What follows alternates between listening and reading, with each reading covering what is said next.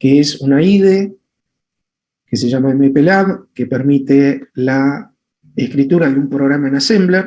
Nosotros elegimos Assembler porque justamente tenemos la mayor cantidad de material para poder brindarles el manejo de Assembler. No van a tener que ser, digamos, expertos en Assembler, sí conocer un poquito de ella, de ese lenguaje de programación para poder hacer los trabajos prácticos.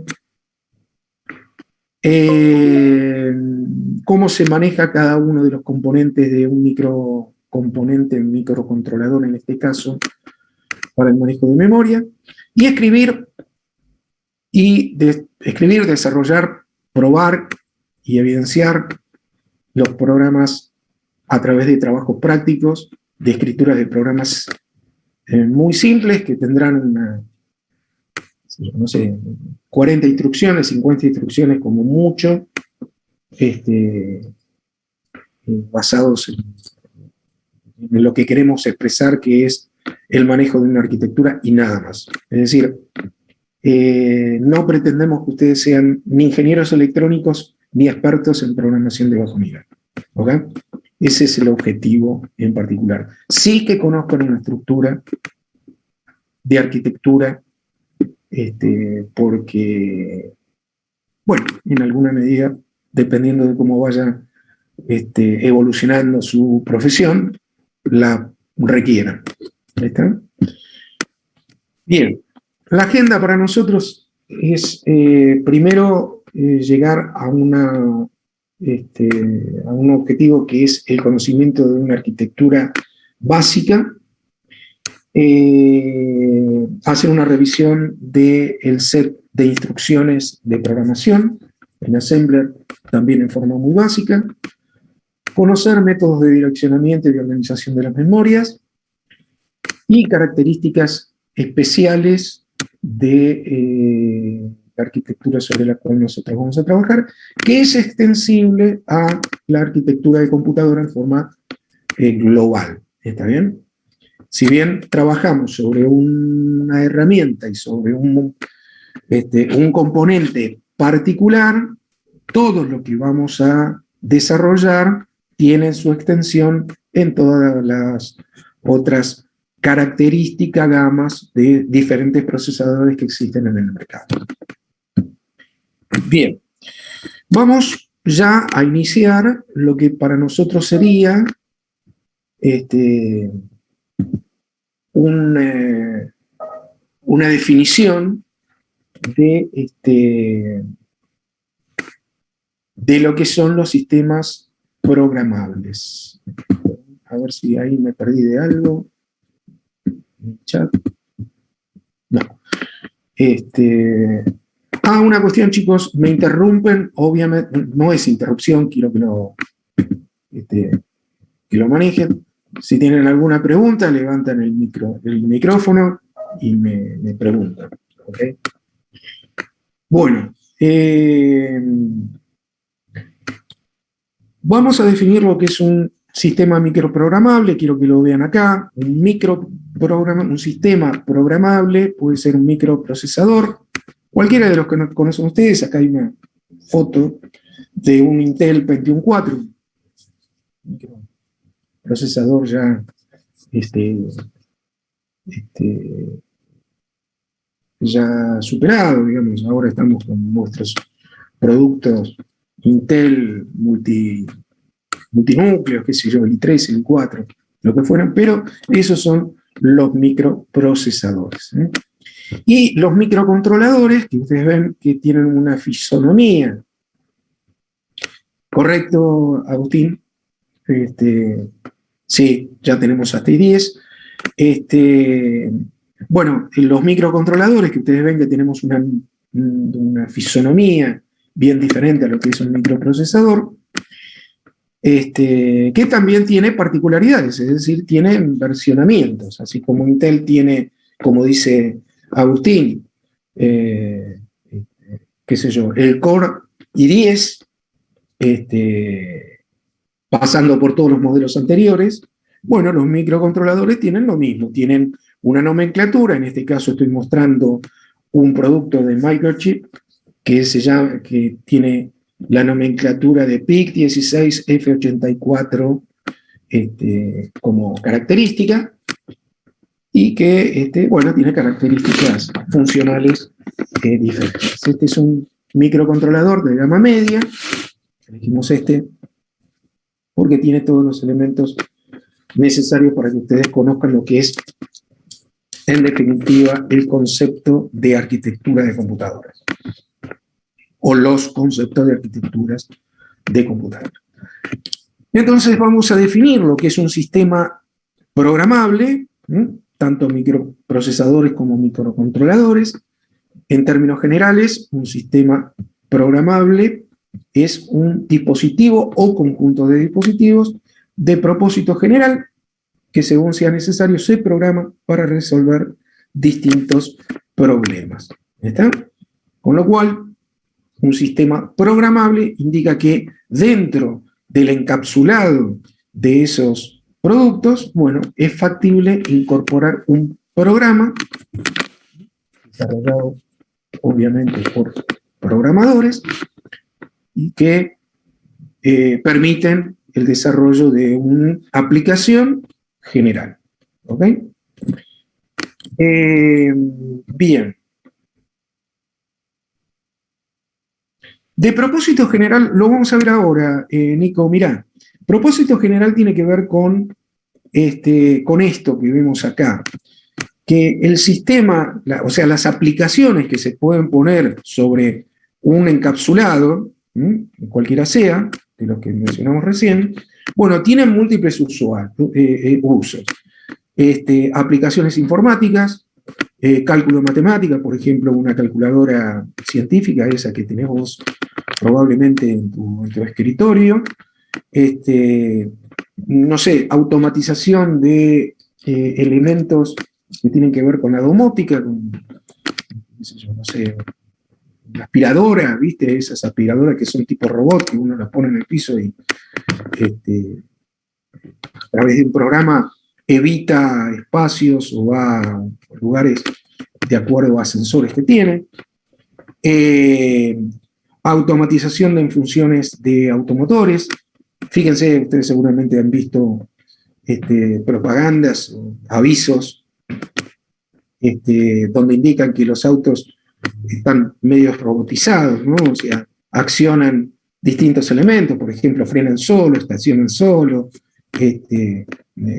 avisan cuando estamos muy próximos a un objeto y entonces acciona de alguna manera distintos elementos mecánicos de ese automotor, frenando, qué sé yo, no sé, bajando la velocidad, qué sé yo, no sé, en cuanto, qué sé yo, un evento, por ejemplo, un choque, el desprendimiento de los airbags, prender las luces en forma particular, bueno, qué sé yo, todos los elementos que tienen que ver con la automatización de eso. Lo cual significa eso que dijiste, que preguntaba Nicolás, de que para qué sirven este tipo de cosas. Para todo lo que nosotros querramos automatizar. Es decir, ponerlo en algún componente, ponerlo en algún lugar, y que eso nos permita tener algún resultado práctico para nuestras acciones cotidianas. ¿Está bien? Y eso se hace variando la programación que podemos incorporar, bueno, a estos elementos que tenemos acá. Este microprocesador o este microcontrolador pueden tener diferentes programas que se comportan de diferentes maneras para, qué sé yo, la utilización de algún elemento. ¿Ok? Nos hacen la vida más práctica, como ustedes ya conocen de nuestra informática. ¿Está? Estos microcomponentes, que son ya conocidos como, y lo vamos a partir de ahora, lo vamos a nombrar como microprogramables. Recuerden que microprogramables tienen que ver con la facilidad que tienen de incorporar programas que nosotros desarrollemos de algún modo, de alguna manera, para nuestros propósitos generales. Bueno, estos microprogramables tienen componentes, estos componentes son el hardware, el software y el firmware. Todos los microcomponentes tienen todos estos microprogramables tienen estos componentes. Y las definiciones, cuidado con ellas, las definiciones, digo cuidado con ellas porque estas definiciones se toman en los parciales y en los finales, se definen de esta manera. Lo leo tal cual: el hardware es el conjunto de circuitos electrónicos que forman parte del sistema programable, o dicho de otra manera, es la parte física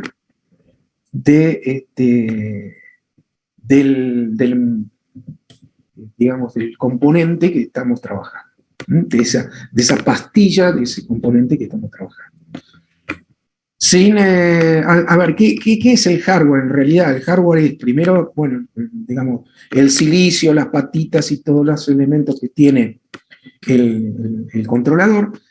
Y al mismo tiempo, si ustedes se acuerdan de álgebra de Boole, pero no vamos a ese lugar, se acuerdan del tema de compuertas, circuitos y demás, bueno, los circuitos son los que están impresos dentro de ese hardware, y que de acuerdo a la sofisticación de esos circuitos permiten el uso de las funciones de ese microcomponente.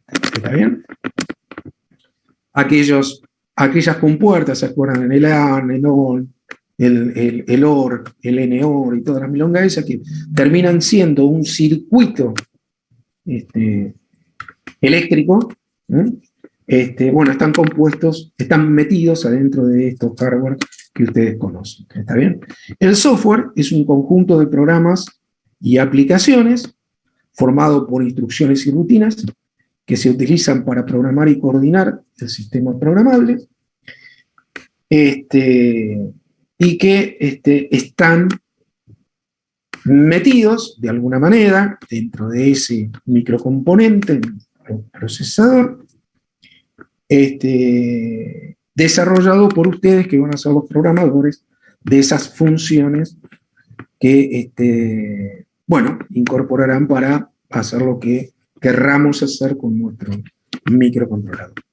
Particularmente, estos microcontroladores tienen un software particular que se llama firmware, grabado en la estructura electrónica del sistema programable, y que el usuario en principio no tiene capacidad de alterar.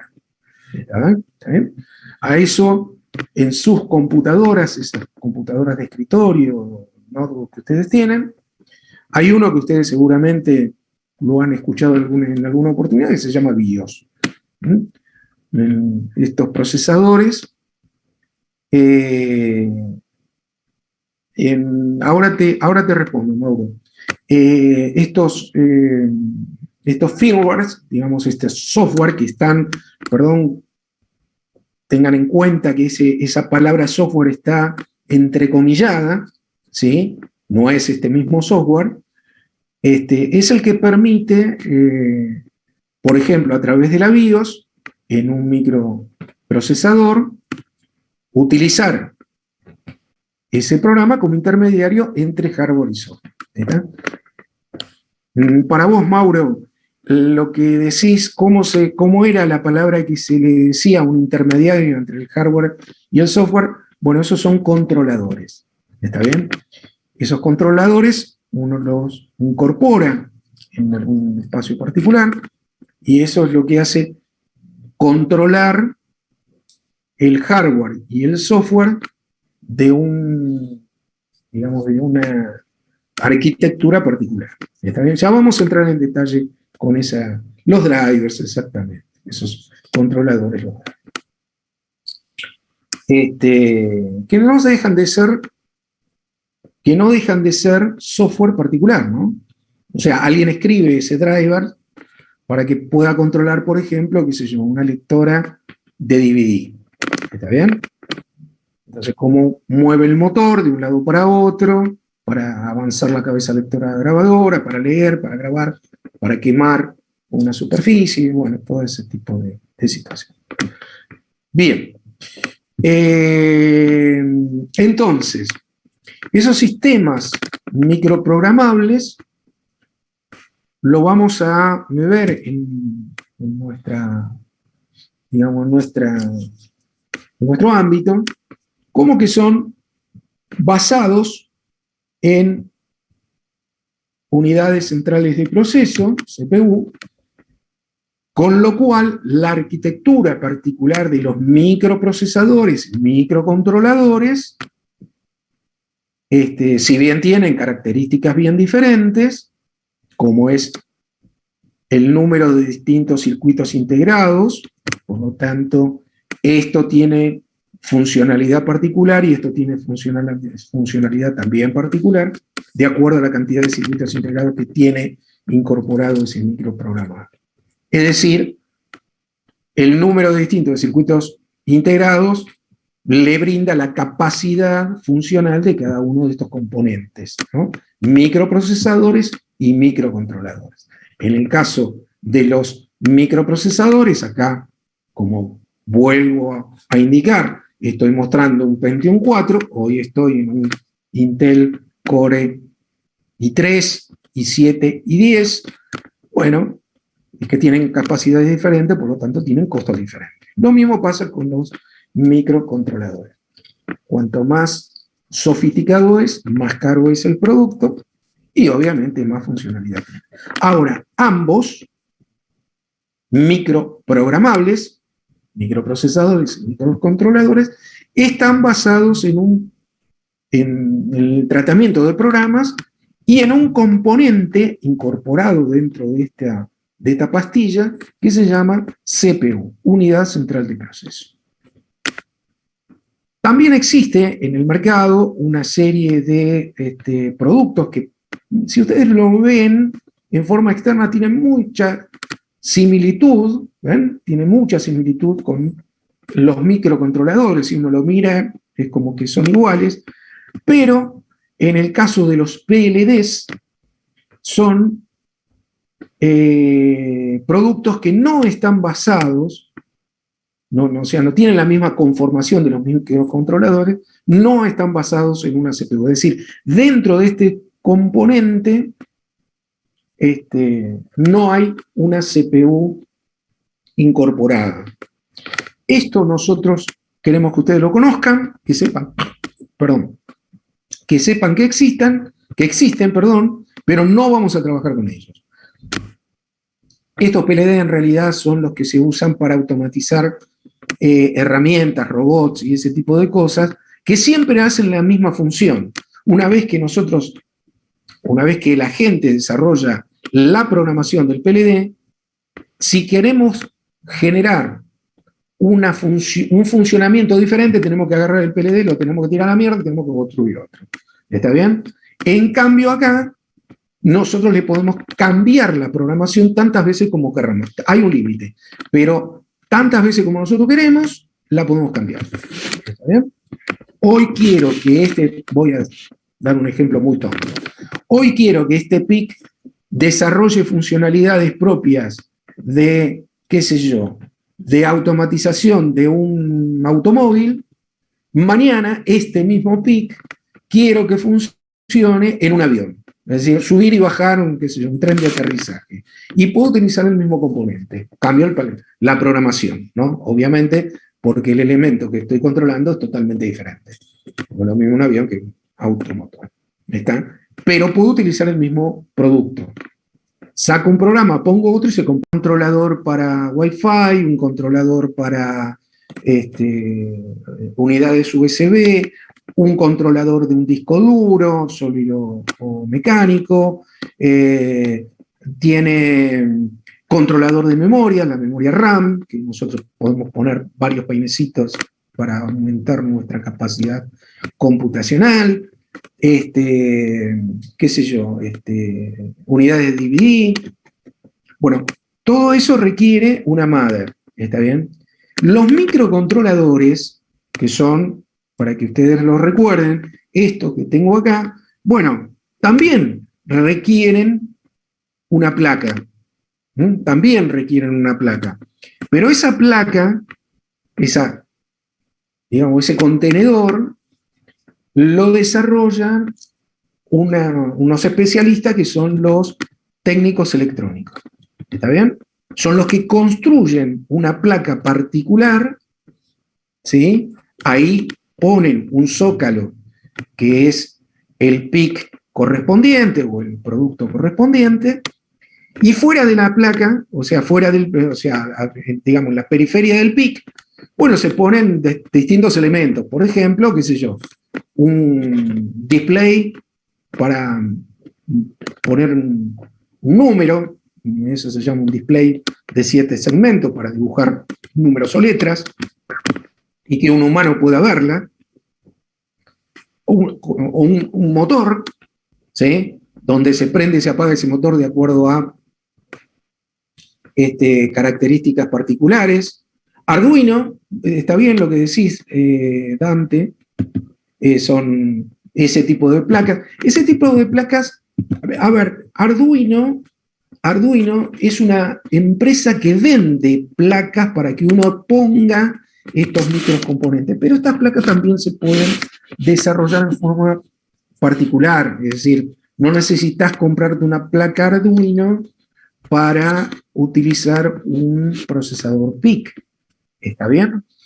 O un procesador, perdón, un microcontrolador del que fuera. Sí, hay empresas que ya se dedican a componentes de placas para determinadas cosas, lo que sea. ¿Está? Entonces, justamente esas placas Arduino, ya que algunos la conocen, es, digamos, la motherboard, perdón, no se llaman así, se llaman placas, es la motherboard de los microcontroladores. ¿Está bien? Siempre se requiere eso. Bueno, yendo ahora en lo particular y para empezar a incorporar conceptualización de cada uno de estos componentes básicos de los microcontroladores, microprogramables, microcontroladores y microprocesadores, vamos a definir cada una de esos componentes. En primer lugar, el reloj, que es este componente que está acá, que es el generador de ondas cuadradas periódicas utilizadas para que todo el sistema esté sincronizado. Sin el reloj, la unidad central de proceso no podría computar absolutamente nada. Primera situación conceptual del reloj.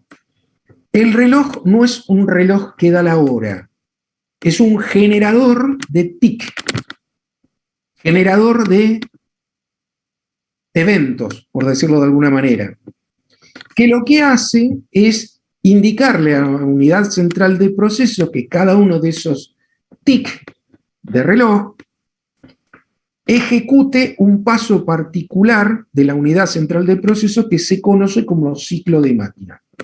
Y ustedes ya en algún momento ya lo han leído. No se preocupen, si no se recuerdan el ciclo de máquina, lo vamos a ver en detalle nosotros. Este TIC, o estos TIC, que el reloj le va marcando a la unidad central de proceso, se mide a través de lo que se conoce como megahertz. Esto lo vamos a ver qué significa un megahertz para como unidad para la unidad central de proceso. Pero que quede claro que sin el reloj la unidad central de proceso no sirve para un carajo. Perdón las señoras y señoritas que estén presentes. ¿Ok? Ese reloj lo que hace es que la unidad central de proceso, que es, si se quiere, la unidad más importante del sistema microprogramable, vaya a ejecutar e interpretar las instrucciones que nosotros hemos guardado en nuestros programas de la memoria interna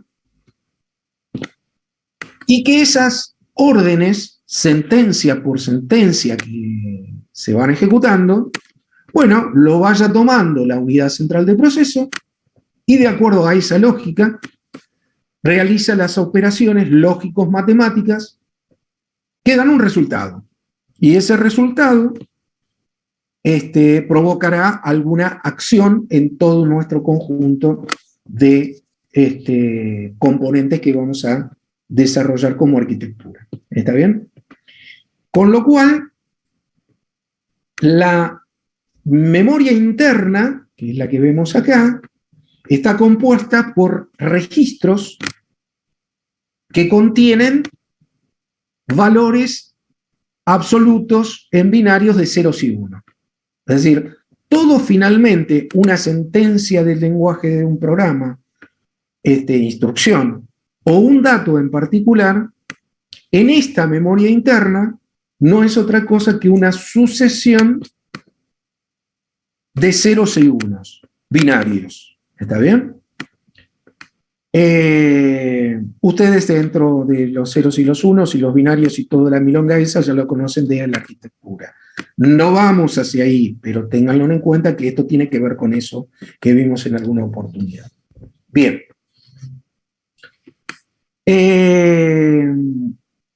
Esa memoria interna que está compuesta por una memoria de programa y una memoria de datos, se encargan en realizar todas las transferencias de datos y la unidad central de proceso, conformada por la unidad aritmético-lógica, los acumuladores y registros y la unidad de control, sincronizada por la señal de reloj, es lo que en definitiva confluye con el desarrollo de un microprograma.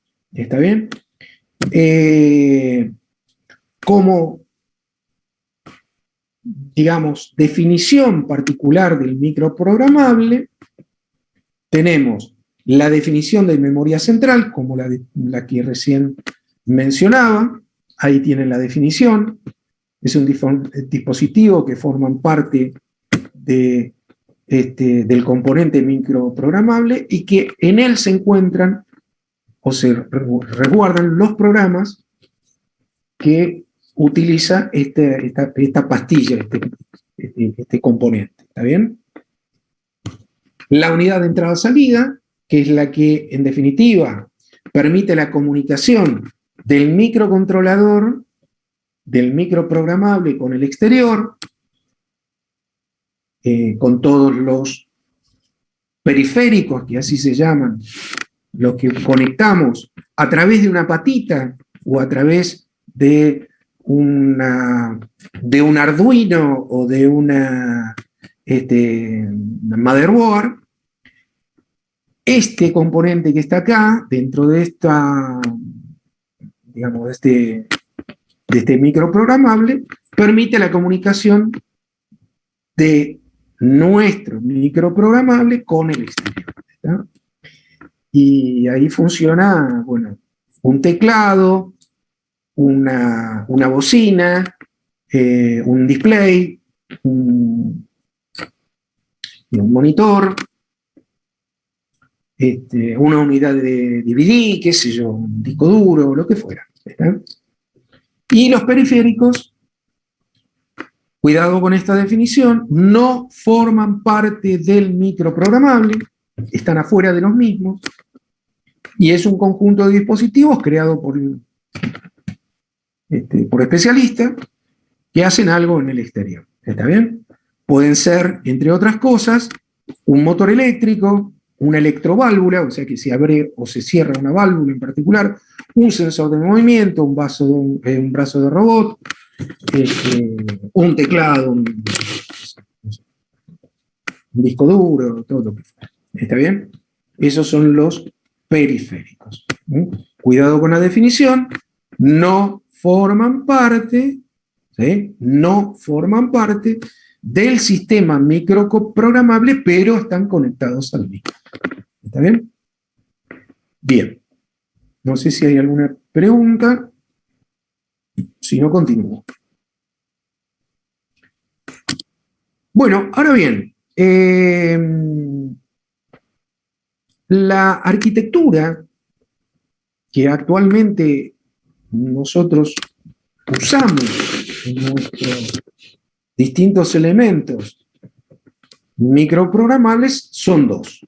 Hay una arquitectura conocida por von Neumann, arquitectura von Neumann, y otra arquitectura que se llama Harvard. Cuando yo les desarrolle este concepto de arquitectura, parecería que uno resulta ser mejor que el otro. En realidad no es tan así. De hecho, es que von Neumann, nuestros procesadores Intel, AMD, Motorola, Core, y todos esos elementos que tenemos ahí, funcionan con esta arquitectura. Funcionan con la arquitectura von Neumann. Que tiene, bueno, yo voy a explicar una muy básica, pero bueno, se ha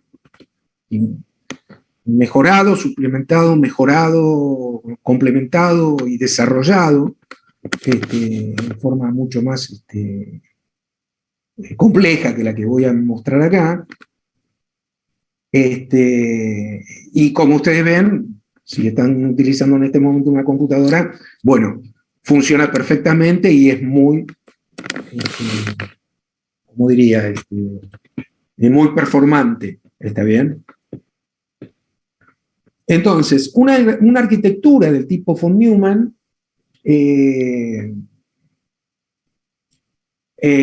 tiene la característica de que está basada sobre una CPU, ¿ven? Acuérdense de la definición de microprogramables, que están basadas en una CPU. El componente CPU siempre está presente en este tipo de arquitectura, pero funcionan de una determinada manera. Von Neumann tiene una sola unidad de memoria, de datos y de programa, y la unidad central de proceso se conecta a esa memoria única a través de lo que se conoce como bus de conexión. ¿Ok?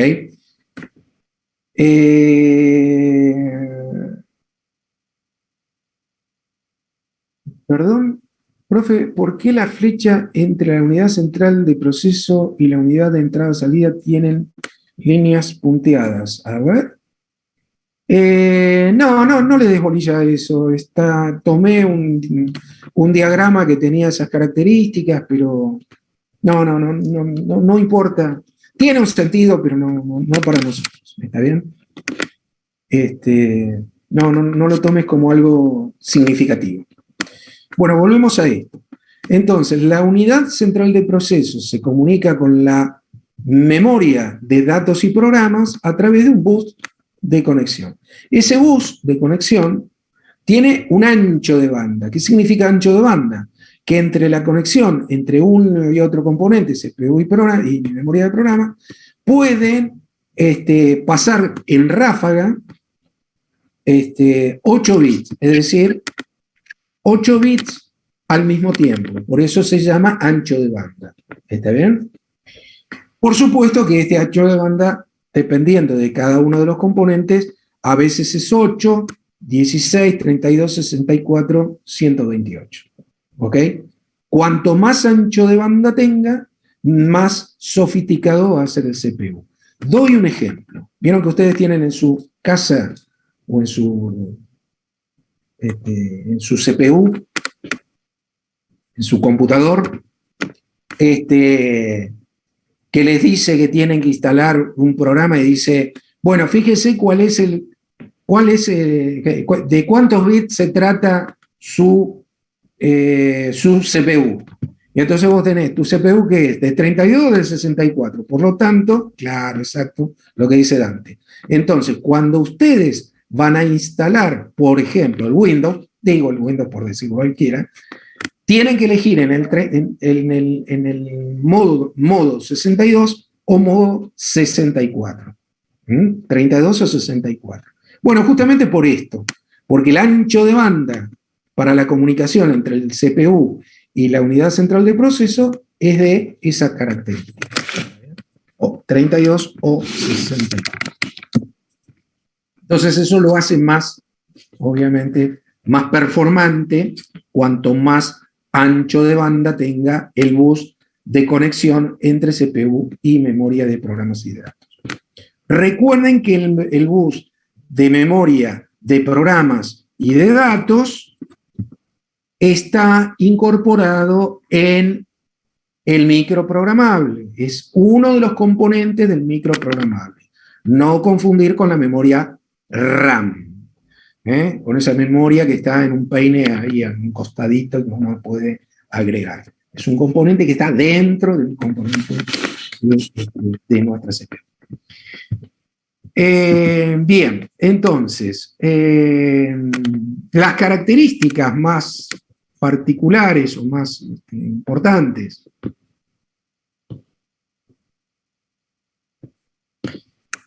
sí, Nicolás, en realidad, a ver, no es que no pasa nada, no es que no pasa nada. En algunos casos, si vos instalás digamos, una herramienta que está desarrollada en 32 y tenés un procesador de 64, el procesador de 64 sí lo puede trabajar. Pero si vos lo instalás al revés, no anda. Si vos tenés una CPU de 64 e instalás el Windows de 32, bueno, lo que estás desaprovechando es justamente esa capacidad. Andá, si vos querés más lento, por decirlo de alguna manera. Ahora, al revés no lo podés hacer. Si vos tenés uno de 32 y querés instalar algo de 64, no anda. ¿Está bien? O sea que es eso lo que ocurre. Y en algunos casos hay algunos software que no te lo permite instalar directamente. Te dice, no, usted tiene 64 y tal, el de 64, el de 31 no funciona. Te doy un ejemplo particular. El otro día un alumno mío quería instalar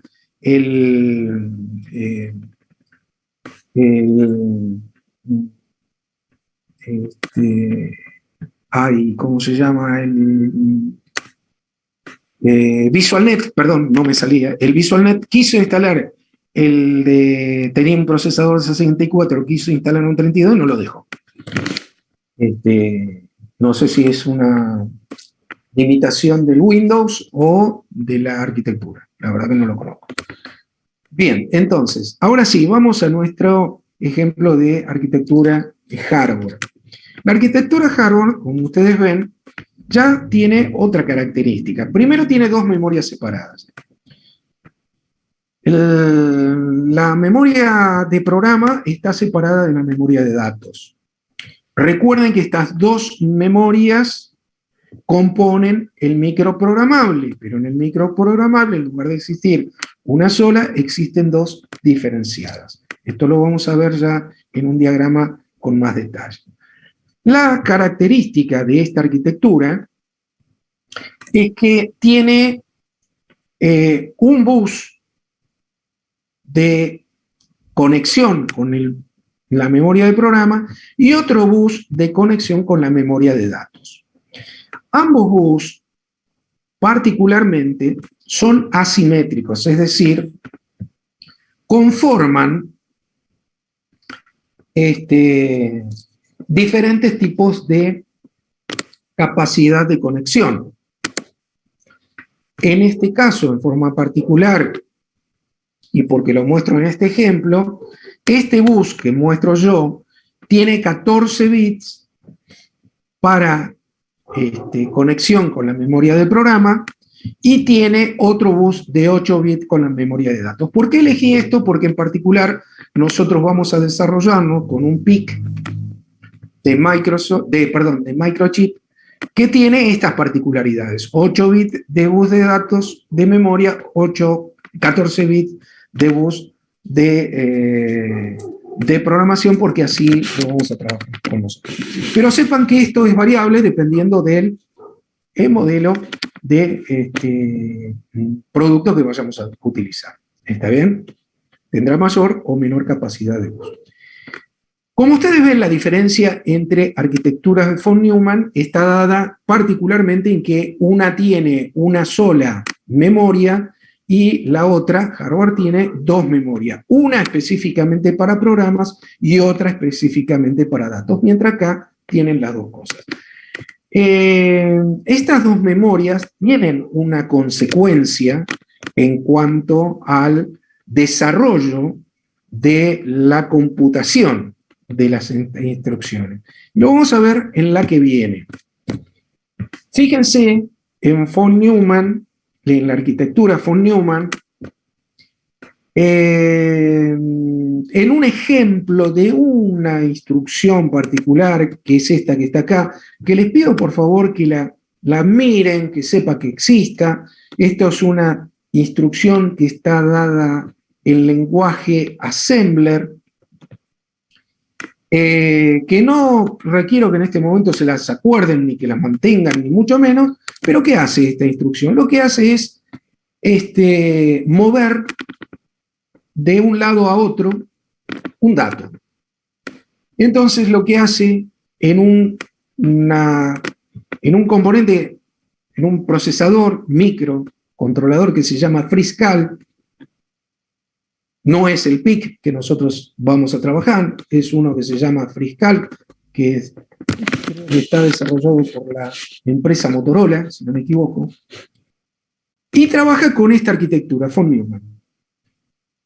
La característica de von Neumann es que tiene que hacer dos ciclos de máquina para poder desarrollar o resolver, mejor dicho, una instrucción de programa. ¿Por qué? Porque tiene que ir a la memoria, tomar la instrucción, que está en el color amarillito, ¿lo ven? Y con eso carga a la unidad central de proceso lo que vendría a ser la instrucción, LDAA, y luego tiene que ir otra vez a la memoria principal para buscar el dato que tiene que computar. Primero busca la instrucción y luego busca el dato. Ese dato está nomenclado como esta letra K que tengo acá, que también son una sucesión de ceros y unos. Como tengo una sola memoria y como tengo una memoria de programa de 8 bits, yo puedo, a través del FreeSCAL, arquitectura von Neumann, en esta instrucción particular, trasvasar de la memoria a la CPU solamente 8 bits. ¿Se ve? Por eso necesito hacer 2 veces acceso a la memoria. Ahora voy contigo, Maximiliano. Una vez para tomar la instrucción y otra vez para tomar los datos. Con lo cual se incrementa el requerimiento de memoria en este tipo de arquitectura von Neumann, particularmente en nuestro caso, en 8 bits. Voy a el chat. Perdón porque se me están pasando. Maximiliano, entonces, el ancho de banda es lo que delimita la velocidad de trámite de la información. Exactamente, lo que vos decís es correcto. ¿Ok? Es decir, por ese bus solamente 8 bits. ¿Está bien? Si tuviera un bus más grande, y bueno, podría trabajar con mayor cantidad de ceros y unos. Entonces, mejoraría nuestra velocidad de transferencia de datos. Y Rodrigo está diciendo, el ancho de banda es la cantidad de información que podés pasar en un paso del chip. Exactamente, Rodrigo. Los dos conceptos que ustedes acaban de decir están impecables. Es así. Bien. En cambio, para hacer lo mismo que hicimos con este FreeSCAL, pero ahora utilizando un PIC que utiliza la arquitectura hardware, bueno, en este caso, como tengo la capacidad de pasar de la memoria de programa, cuidado que estoy hablando de memoria de la memoria de programa, puedo pasar 14 bits todos juntos, entonces yo puedo pasar la instrucción es decir, este move LW, de nuevo se me olvidan esto, move es mover un literal al registro W. ¿Qué literal? Lo que contiene K. ¿Está bien? Esto, move LW, está en ceros y 1. Este K que tengo acá son ceros y 1, que es un dato. ¿Está bien? Entonces, lo que quiero hacer es mover de un espacio de memoria a otro espacio de memoria el mismo dato. Bueno, eso lo puedo hacer en una sola instrucción por la capacidad que tiene la arquitectura Harvard de pasar instrucción y datos en un solo paso. Por eso dice que hay un solo ciclo de instrucción en ejecutarse. Obviamente parecería, en este caso, mejor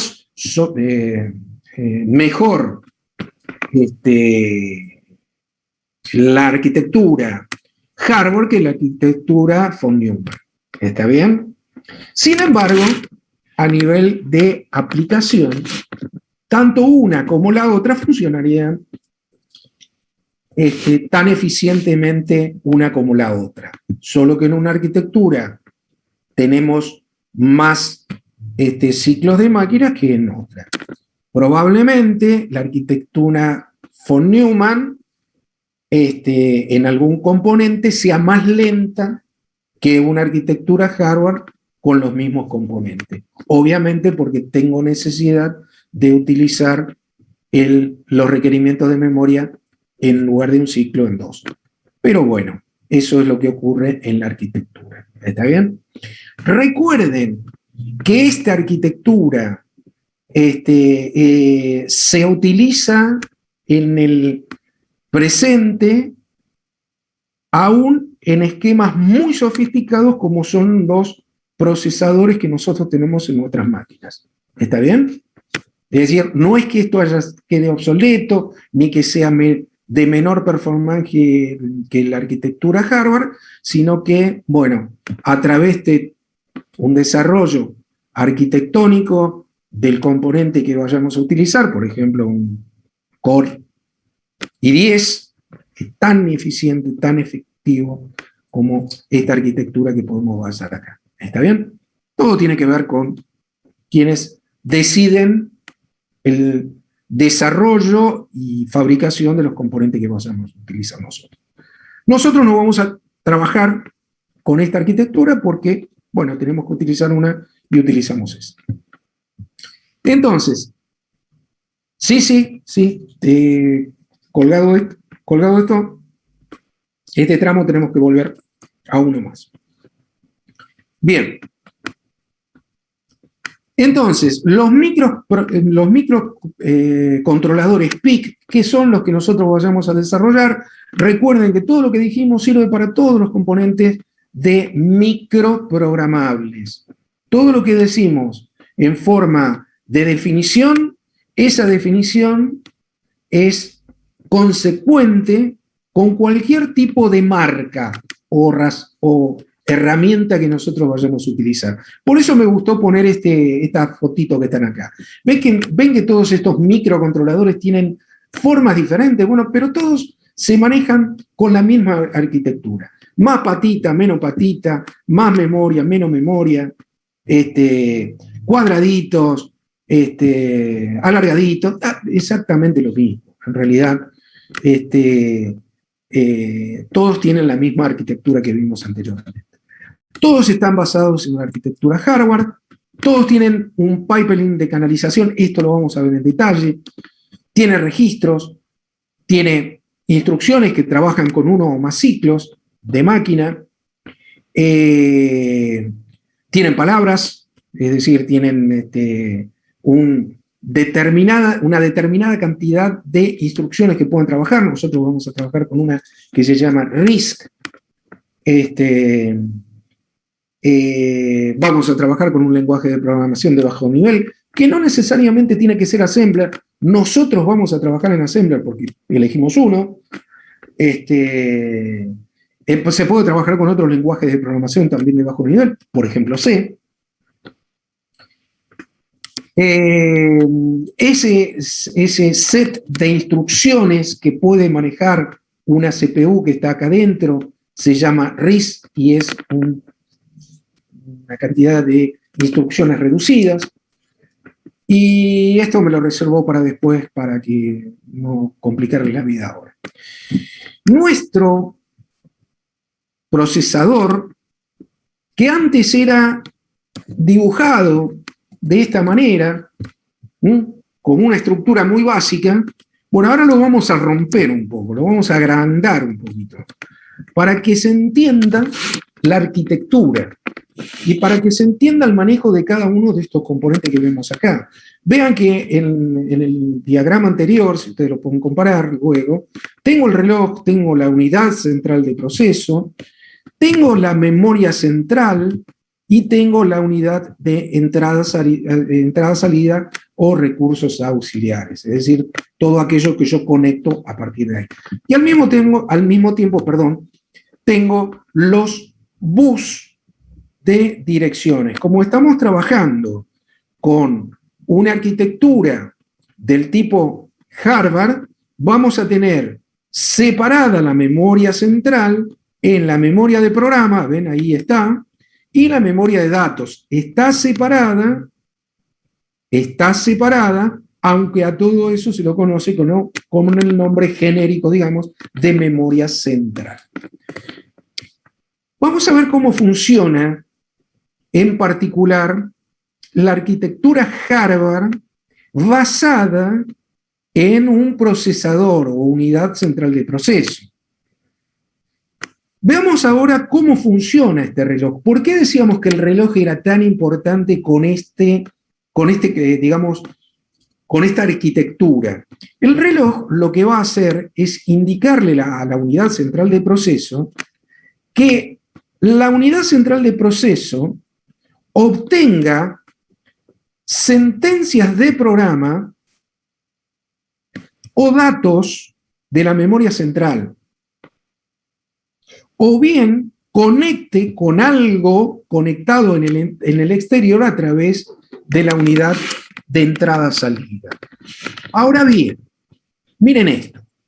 El reloj, en realidad, lo que va a hacer es indicarle a la unidad central de proceso, perdón que lo voy a hacer coloquial,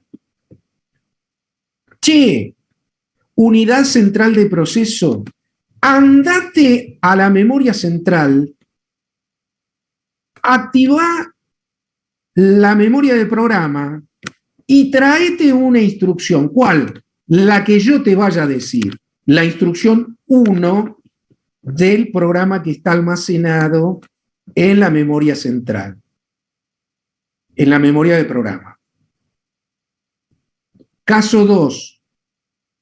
El reloj le dice a la unidad central de proceso, che, unidad central de proceso, ¿viste que activaste la unidad de programa? Bueno, ahora quiero que vayas a esa memoria y me traigas el registro número 1 del programa, es decir, la primera instrucción de programa.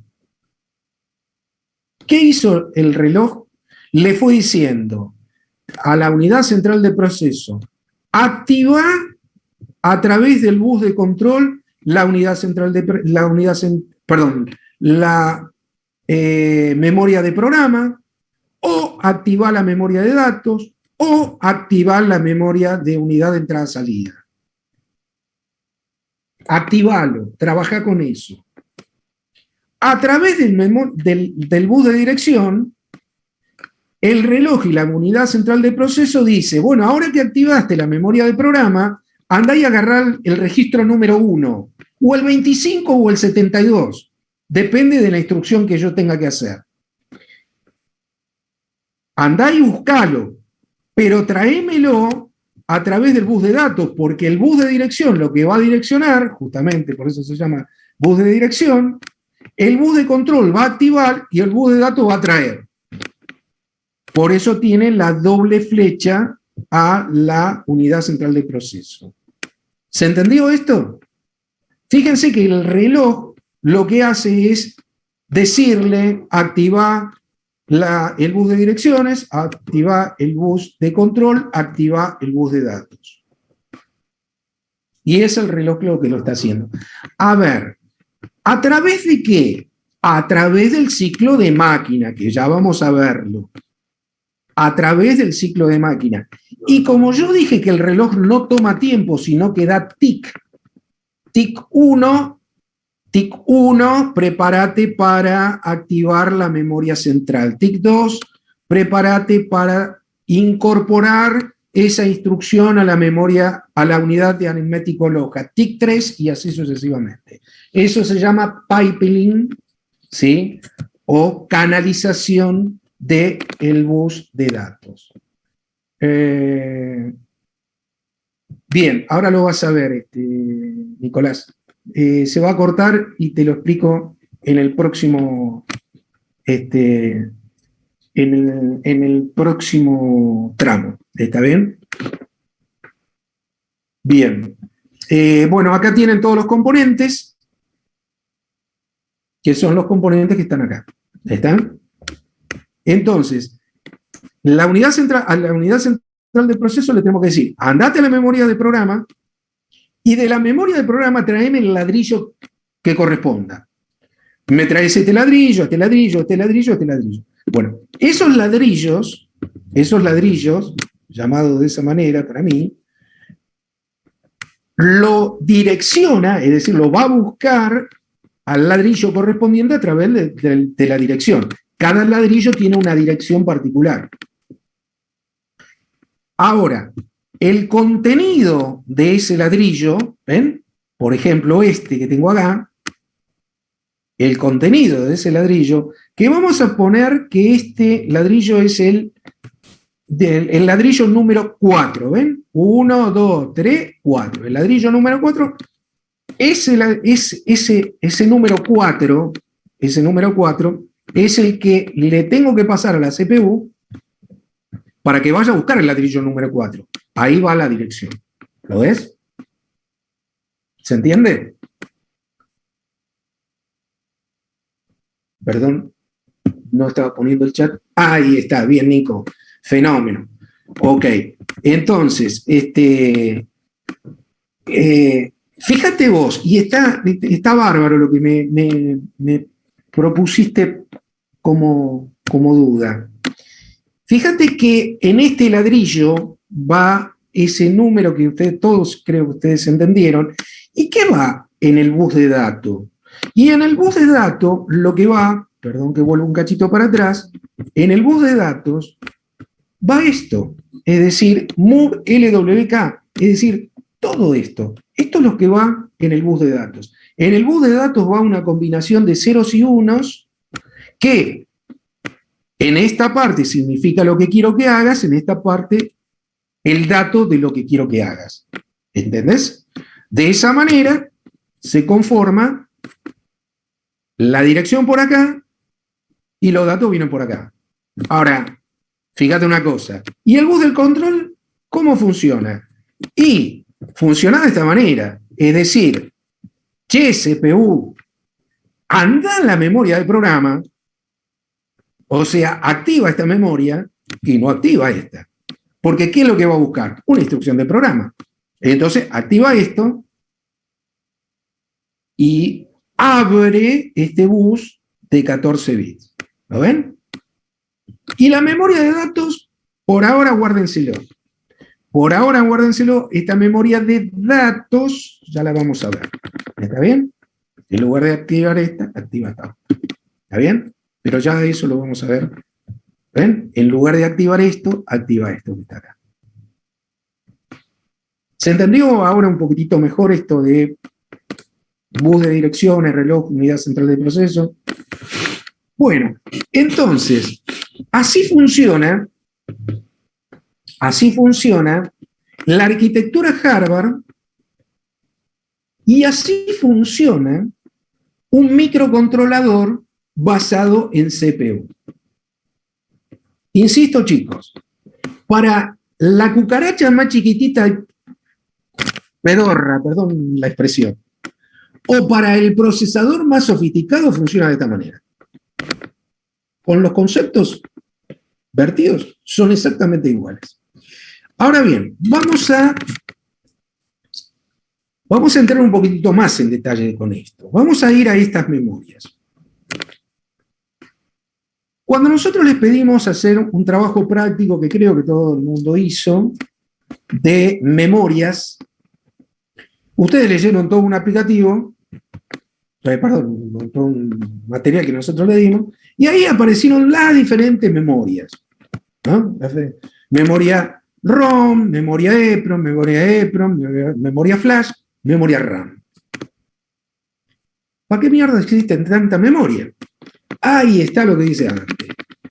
Lo que dice Dante es que la memoria volátil y no volátil, ¿ven? La memoria volátil y no volátil, sirven para determinadas cosas. Por ejemplo, si yo tengo que guardar un programa en una memoria de un procesador, microcontrolador, yo quisiera que esa memoria no se vuele. Cargo el programa, lo guardo y que no se me borre.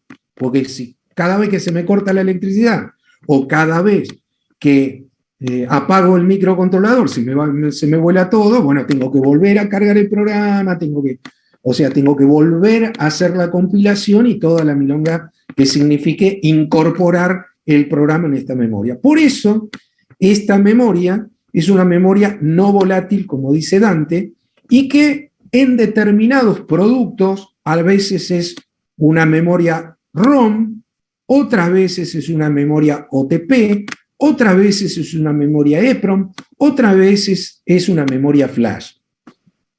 Es decir, el constructor, fabricante se dice, no fabricador animal, el fabricante dice, bueno, voy a poner en mi componente este tipo de memoria. ¿Para qué? Para que guarden programas. ¿Para qué? Para que no se borre. En cambio, la memoria de datos es una memoria que necesariamente tiene que ser volátil. ¿Por qué? Porque yo en algún momento la quiero borrar. La quiero resetear. Quiero que no exista más. Entonces, esa memoria RAM, quiero que sea que la pueda borrar, que pueda eliminar los datos de acá, ¿ok? Pero que la eliminación de los datos de acá dependa, por ejemplo, de una voluntad del programador, es decir, reset. Ponele que yo tengo una... sí, exactamente, Dante, pero dame un cachito con la memoria caché. La memoria caché es una memoria EEPROM que la vas a ver, pero no estamos en esta instancia, ¿ok? Dame un cachito de tiempo y eso sí lo vamos a ver. No lo vamos a ver hoy, pero lo vamos a ver en otra oportunidad. Bueno, entonces decía, la unidad RAM tiene que ser voluntaria, es decir, tengo que eliminarla. Es decir, pongamos que tengo un reset, no sé si ustedes son de la época donde en la CPU había un botón que permitía resetear, eliminar, hacer mierda, volver a cargar todo, el sistema operativo y todo lo demás, con un botón. Hoy ese botón ya no existe más porque no tiene utilidad, pero antes se podía hacer. Ahora lo que puedo hacer es resetear, ¿sí? Es resetear mi memoria de datos. Actualmente, ¿saben cómo se hace? ¿Vieron cuando ustedes están, digo Windows por decir Windows nada más, ¿vieron cuando ustedes dicen reiniciar? Bueno, reiniciar hace esto. En lugar de apagar, reiniciar hace esto. Me quedo con todo lo que tengo en la memoria del programa y lo vuelvo a cargar y la memoria de datos la pierdo toda. Ese Word que tenía lo perdiste. Ese Excel que tenía lo perdiste. Cualquier cosa que tenías en la memoria de datos, chau, lo perdiste. ¿Ok? Por eso los nuevos sistemas operativos te avisan, che, guarda, no hagas cagada, mirá que si reseteás, perdés todo, qué sé yo, y uno dice, dale, bueno, a la mierda, perdiste todo. Bueno, eso es lo que hace la memoria RAM. Una memoria que se puede borrar y se necesita borrar en algún momento. ¿Ok? Bueno, acá tienen todos los componentes y ahora vamos a describir cada uno de esos componentes. a través de la arquitectura de la familia sobre la cual nosotros vamos a trabajar, que es esta del PIC 16, PIC 16,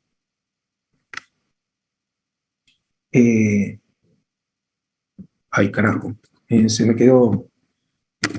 Nosotros vamos a trabajar con el PIC de mierda este que vimos acá, el PIC 16F84A, ¿ok? También vamos a trabajar con uno que se llama 628, que tiene lo mismo, pero más capacidad. Nosotros vamos a trabajar sobre un 628 y no sobre un 64. Sin embargo, los datos que tengo acá me sirven para ambos. Bueno, entonces,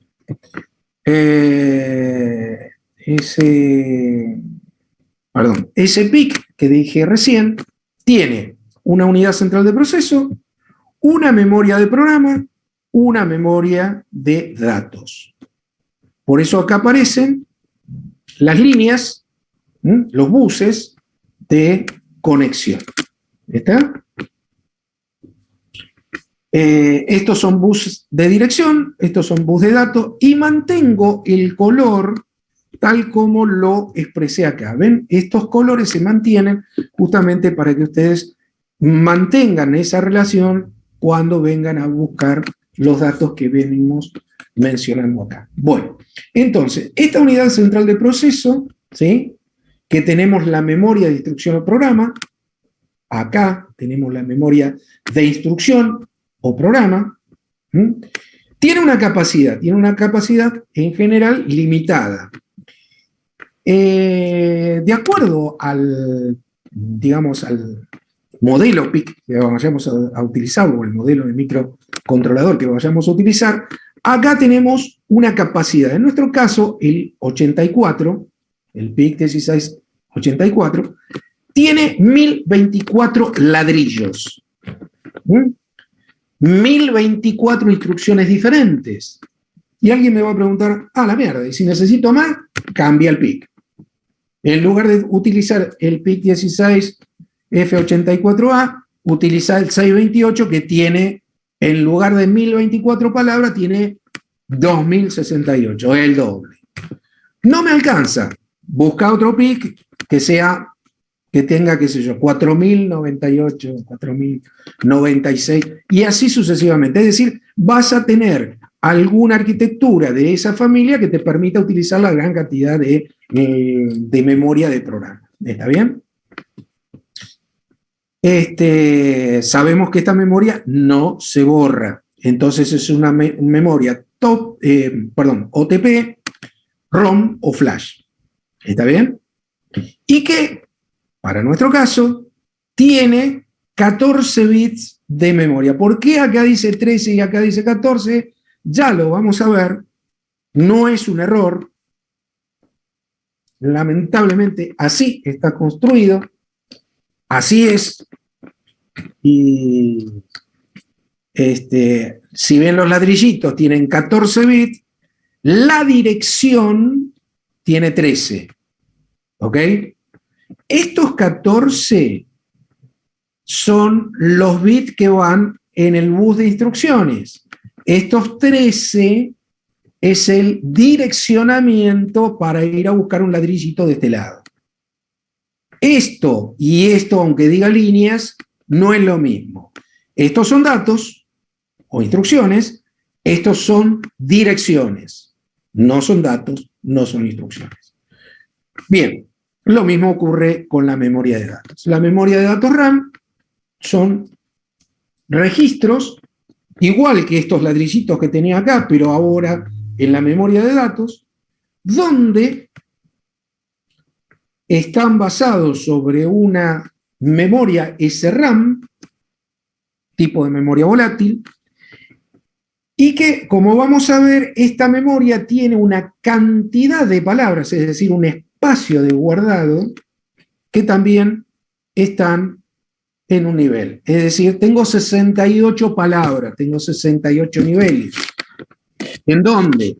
En una arquitectura PIC Es decir, puedo resguardar 68 variables diferentes, 68 datos diferentes. Che, pero yo necesito más variables. Necesito, qué sé yo, 100 variables en lugar de 68. Bueno, cambia el modelo de PIC y vas a tener otro que tenga mayor cantidad de datos para guardar. Y así hasta llegar al infinito. Lo que va al infinito, a lo que te provee esa fábrica de PIC, digamos, ¿no? Entonces, esa memoria RAM, ¿sí? Esa memoria RAM tiene, en nuestro caso, 68 palabras, 68 niveles, 68 variables diferentes que se pueden utilizar. ¿Está bien? 68 palabras que luego vamos a llamar registros. Que luego vamos a llamar registros. Porque estas palabras están guardadas en este empastillado que se llama PIC16F84A o PIC16F628A o el que sea.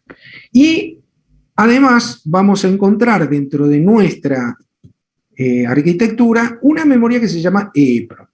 Eso es un espacio de memoria en la que se pueden guardar variables de la memoria de datos que se quieren resguardar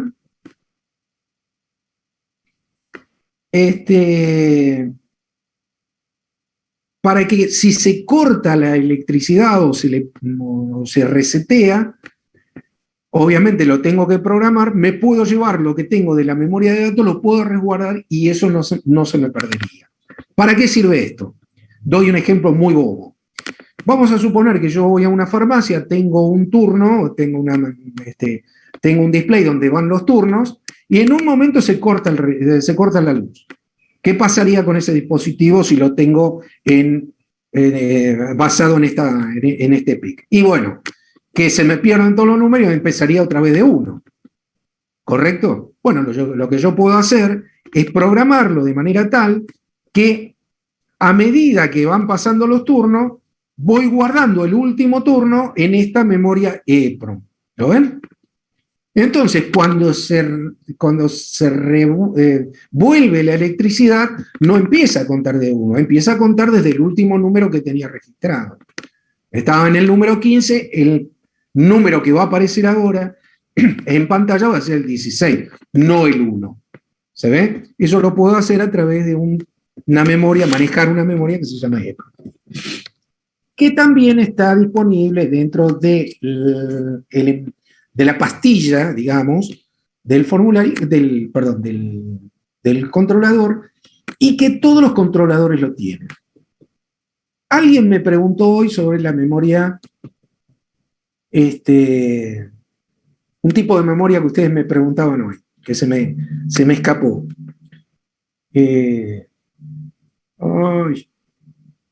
Caché, ahí está, perdón, no me salía el nombre.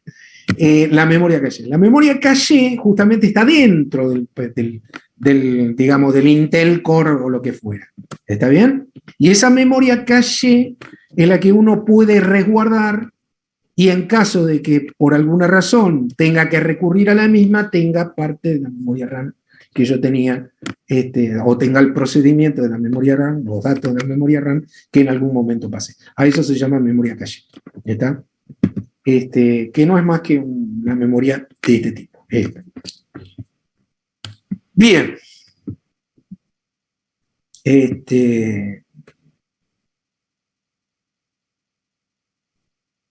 Bueno, a ver.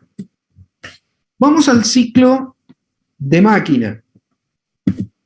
Y con esto ya, chicos, voy a terminar por el día de hoy, pero quiero que lo vean. El ciclo de máquina tiene un ciclo de instrucción y un ciclo de operación. Acá tienen el ciclo de instrucción, 1, 2, 3, 4 es el ciclo de instrucción, y el ciclo de operación es 5, 6, 7, 8. Cada uno de estos pasos es un tic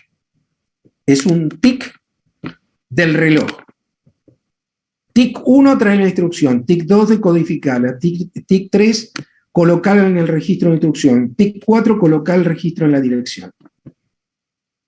TIC 5, envía los datos. TIC 6, ordena a la unidad aritmética lógica que efectúe la operación. TIC 6, la ALU efectúa la operación. TIC 8, resultado en el acumulador.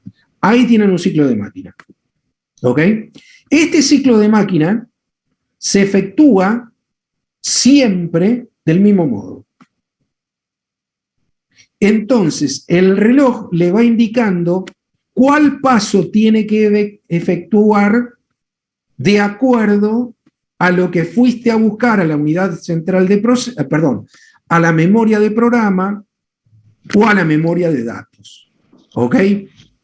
Esta forma de ciclo de máquina, o esta fórmula de ciclo de máquina, se ve, y esto lo vamos a ver, perdón, no se asusten, esto lo vamos a ver con esto que está acá, ¿ven? Que se llama pipeline, canalización. Para que lo vean, ven que el programa tiene distintas instrucciones. Bueno, ahora lo vamos a correr paso a paso. Miren, anda a la memoria de programa, busca esta instrucción. TIC 1, TIC 2, TIC 3, TIC 4. Ahí está el ciclo de máquina. Paso 1, paso 2, paso 3, paso 4. Y ahora, ejecutala. Paso 5, paso 6, paso 7, paso 8. ¿Lo ven? Y ahí tienen los TIC de reloj. ¿Lo ven? Los TIC de reloj en 8 pasos. Por eso el reloj no marca tiempo, marca eventos. ¿Por qué onda cuadrática? Miren, esto es un cuadradito, ¿lo ven? TIC 1, TIC 2, TIC 3, TIC 4, ahí está. Por eso se llama onda cuadrática.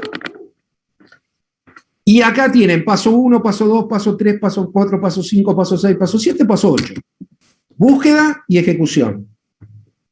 Eso lo vamos a ver en la clase que viene. Y esto es el ciclo de máquina. ¿Ok? Salgo de acá. Salgo de acá. Mauro se asustó. ¿Te asustaste por ese diagrama enorme que hay ahí?